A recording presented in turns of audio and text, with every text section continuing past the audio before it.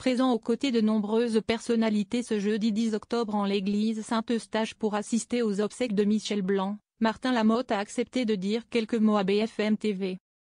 Grand moment de recueillement ce jeudi 10 octobre à l'église Saint-Eustache. À Paris où les proches, les amis et les admirateurs de Michel Blanc étaient réunis pour rendre un dernier hommage à celui qui aura illuminé de son talent le cinéma français.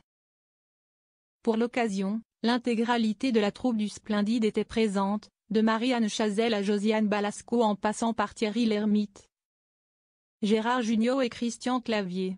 Si la troupe a connu le succès avec la franchise de films Les Bronzés ou encore avec Le Père Noël est une ordure, ils ont eu la chance d'avoir plusieurs comédiens de grand talent à leur côté pour les épauler.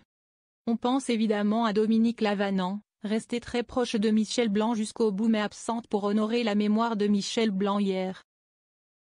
Personnage marquant du film Papy fait de la résistance, Martin Lamotte était lui présent hier en l'église Saint-Eustache pour dire au revoir à son ami de longue date. À la sortie d'une cérémonie chargée en émotions, l'acteur de 77 ans a bien voulu s'arrêter au micro de BFM TV pour répondre à quelques questions.